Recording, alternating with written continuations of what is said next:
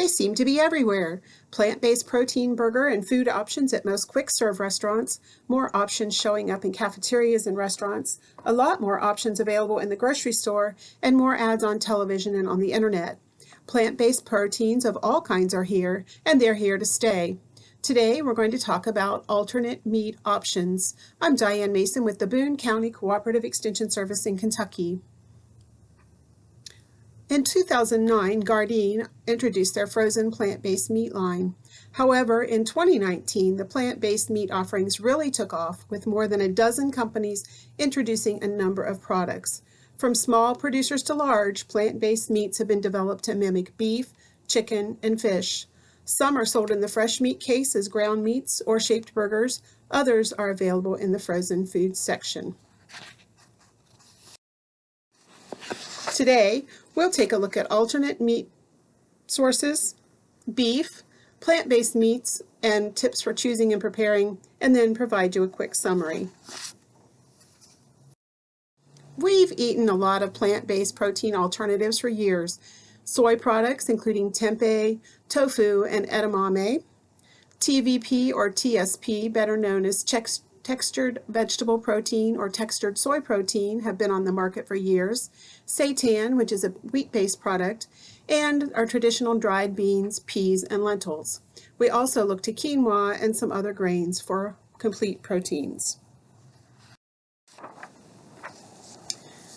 Plant-based products are definitely growing in availability and are making mainstream news. Restaurants from White Castles to Denny's have added plant-based burgers and options to the menus, and grocery stores have increased their options, many of them packaging products under their own labels. Let's take a quick look at beef before we move on to their alternates. Beef burgers come from cows. Calves are raised with their mother. They are weaned and fed to a finishing weight of about 1,200 pounds before they're slaughtered. They can be grain finished or grass finished, and a 1,200-pound animal will usually produce about 500 pounds of boneless, trimmed meat, including steaks, roasts, and ground beef. The rest of the animal is used as beef byproducts, and you might be surprised at the number of products that we get from cows or cattle. We use their glands and organs in everything from asphalt to tires. We use the hide and hair to include in car upholstery, leather coats, violin strings, wallets, and rawhide softballs. And you'll find bones and horn byproducts in everything from bone china to ice cream, piano keys, and lipstick. So usually when we do slaughter a cow or a calf or a cattle, we will use their entire body. This is a typical quick-serve restaurant using the information from their alternate meat burger compared to the beef burger and showing the difference. You'll notice that the calories in the alternate meat burger are 629. The beef burger with the bun and toppings is 657. So there's really only a difference of about 30 calories between the alternate meat and the regular beef burger. Fat, they have about the same amount of fat. They have about the same amount of saturated fat. They both have no trans fat. Cholesterol, the beef burger does have more. You'll notice that the alternate meat burger has a lot more sodium. They both have carbohydrates in about the same range, fiber, sugar, and about the same amount of protein. So when you look at the nutrient information, you'll see that it's pretty similar except for sodium and cholesterol. However, the cost is significantly different. But it does offer you an option if you go to a quick-serve restaurant. And you can find quick-serve restaurant nutrition information at the restaurant, or you can ask for it usually, and they'll give it to you from behind the counter. So take a look at these 4 pictures, 1, 2, 3, 4, and on the right-hand side of the screen, you'll see a list of items. Can you match the product to the picture? One of these pictures is Morningstar Farms Garden Veggie Burger, which is plant-based. Another one is an Impossible Foods burger, which is also plant-based. A third one is a Beyond Meat burger, which is plant-based. And another one is an 80 to 85% lean beef burger, which is not plant-based, it is meat-based. Have you made your choice? Here are the answers. Labeled number 1 is the 80 to 85% lean beef burger. Number 2 is the Beyond Meat burger. Number 3 is the Morningstar Farms Garden Veggie Burger. And the 4th is the Impossible Foods burger, which is plant-based. None of these are right or wrong. It just depends on what you are looking for in the product that you choose to eat. When you look at ingredient labels for plant-based protein sources or plant-based burgers, you'll find a wide variety of items listed. In general, protein for these types of products comes from soy, pea, wheat, brown rice, or a product called a mycoprotein, which is a plant-based product. All of them will have some type of fat or oil added to help with mouthfeel and satiety and overall flavor. And those will usually come from vegetables like safflower, sunflower, corn, soy, or olive oil, legumes, which would be things like peanuts, and seeds, might be flaxseed or something like that. Fats and oils can also come from coconut or palm sources, and some may include cheese like cheddar cheese or mozzarella cheese. Another item to look for on labels is allergens. Many of them include one of the 8 most common allergens. By law, allergens have to be listed on the label. So common allergens found in alternate meat products include soy, wheat, milk, egg, and tree nuts. The only way you're going to know if something has an allergen is to look on the label, and you will see them listed, or you can look at the ingredients to see what's listed.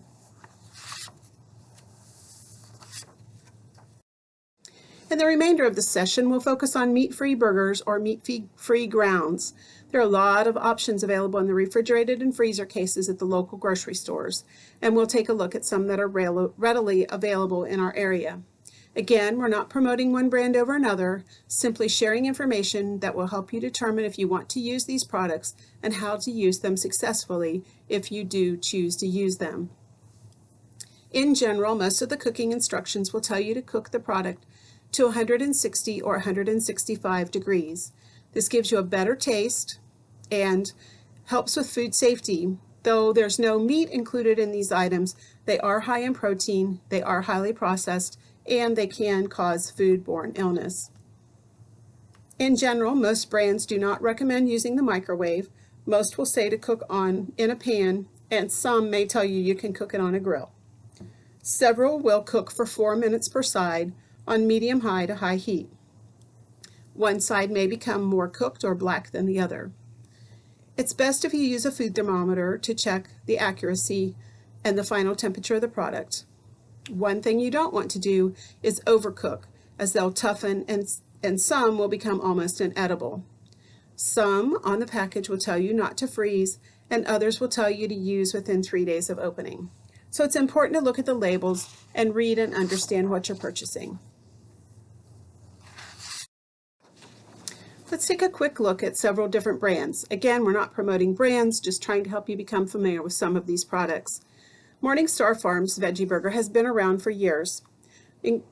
Information will tell you to cook it to 165 degrees. These are found in the frozen food case, and you keep it frozen until you cook it. It is a plant-based protein, but it does typically include eggs, which does not make it a vegan product. It simply makes it a vegetarian product.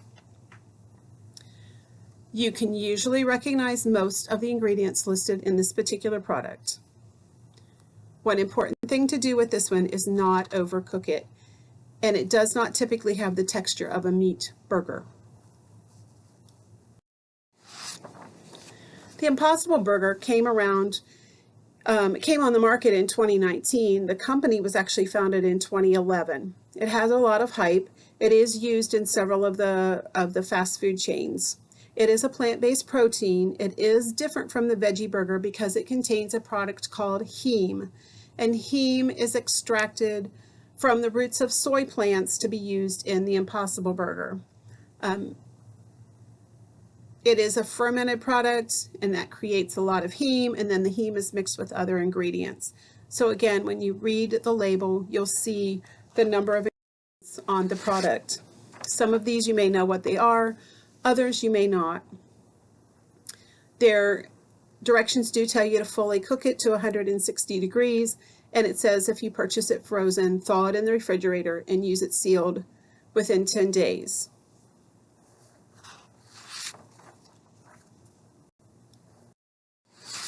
Emerge is another product. This one is put out by, it's a Simple Truth brand by Kroger. The ingredients are listed here at the top. It is perishable. It says to keep it refrigerated and cook it thoroughly before serving, and use it within 3 days of opening. This one does tell you not to freeze it. It tells you to cook it to 165 degrees. Again, the only way you're going to know what that is with a food thermometer. The directions will tell you to cook it for 4 minutes on each side. So 4 minutes and 4 minutes will give you 8 minutes. It doesn't have a real meaty texture. It's more soft and small grained. It does contain beet juice for color, and you can definitely see the red when it is. This is on the left-hand side is the Emerge burger cooked. The one side that is darker, that's toward the front on the left, was the first side. The second side was still cooked for 4 minutes, but it didn't char as much. The middle picture shows the product till you cut open, and the picture on the top right shows you how to properly use a food thermometer and shows you that this product was cooked to 165 degrees. Didn't have a lot of texture. Beyond Meat is another plant-based protein that you might see. It does not contain heme or soy. It's a combination of pea, mung bean, and rice protein, which gives you a complete protein. It has other ingredients including coconut oil, canola oil, and vinegar. And again, it comes from beet extract, which gives it the color. It does contain some marbling that would look like a typical hamburger, the fat in a hamburger, and that marbling is made of coconut oil and cocoa butter. It debuted in 2016. This is the Beyond Burger cooked, and as you'll see on the left-hand side, it was cut open and looks more raggedy and looks more like a beef burger would look. If we take a look across the board at some of the different nutrient compositions, the top line compares 4 ounces of ground beef, which is 85% lean, so that's this top line. The second line is Beyond Burger, third is Impossible Burger, Boca, Morningstar Farms, Morningstar Grillers, Garden Ultimate Beefless Burger, the Jardine Ultimate Plant-Based Burger, and the bottom one is Emerge. So it tells you if it's vegetarian or vegan. Of course, the ground beef burger is not vegetarian or vegan.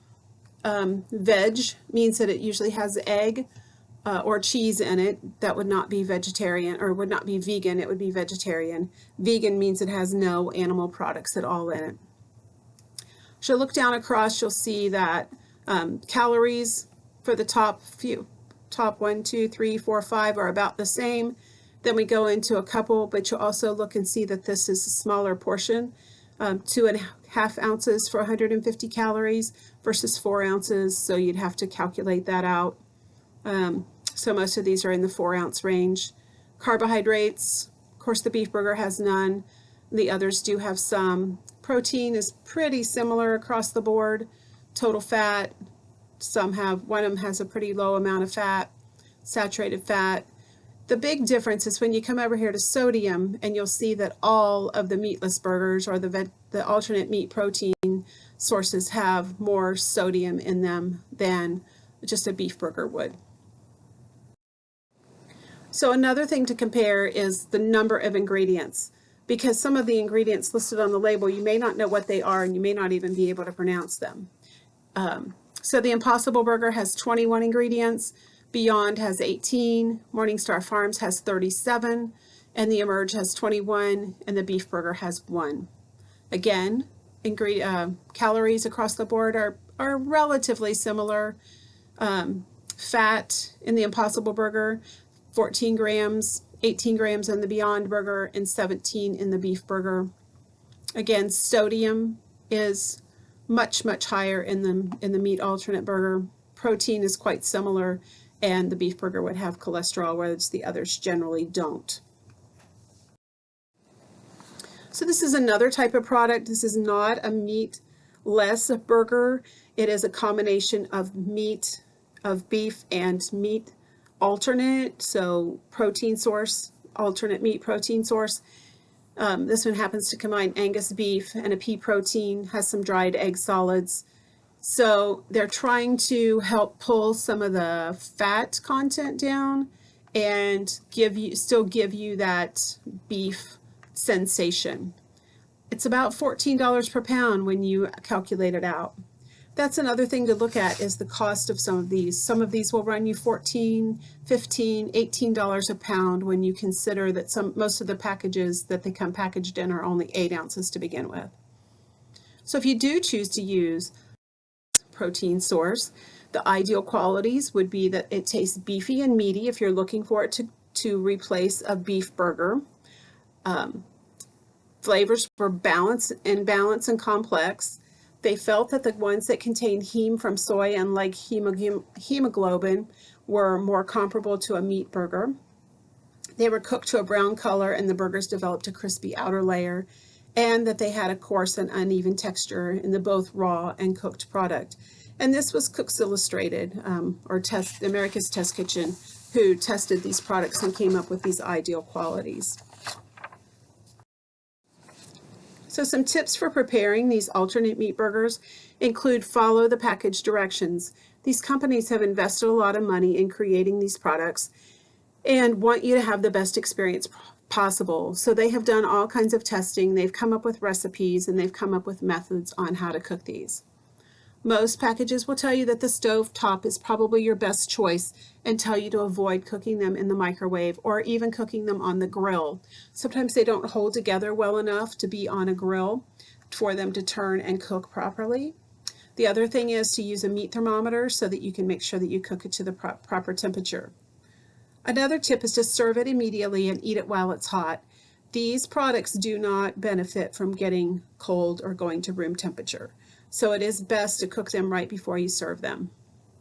And the final tip is to add umami, which is the 5th taste. It's that savory, meaty type taste. And you can often do that by adding things like onions, mushrooms, tomatoes, aged cheeses, soy sauce, and other umami type products. So if you're looking for an alternate meat protein source, you need to decide why you're looking for that product. What's your goal, or what's your reason for choosing it? If you're looking to increase your plant-based intake, maybe this could be a source for it, but you can also eat just regular beans and rice and accomplish some of those same goals. Be sure to read the labels. You will find what the ingredients are and any allergens that might be in the product. Try different brands. They are all distinctly different and amazingly different. And you may find one that you really like, and you may find some that you don't like. The challenge is you're going to spend a lot of money to accomplish that goal. Be sure to cook them according to the package directions. Again, the companies have put a lot of work into this. Be sure to store and use them according to the package labels. We don't want anyone getting ill because it was improperly handled. Be aware of the costs. Again, some of these, you may think, oh, I'm only paying $5 for this, but then when you look at the package, it's an 8-ounce package. So that's $10 for a pound of this product compared to, say, $5 or $6 for a pound of beef. And then look up recipes and different uses that companies have come up with. They have been very creative, and it gives you an idea of what the products can ideally be used for. So thanks for joining me today for Discover Alt Meat, as we've talked about alternate protein sources compared to beef in particular. There are more products coming out on the market to replace chicken and fish and even pork. And then just regular increasing your fruit and vegetable intake is a great thing to do. So enjoy the food that you eat, read food labels, and cook the foods to safe and proper temperatures. Hope you've enjoyed this session and have a super day.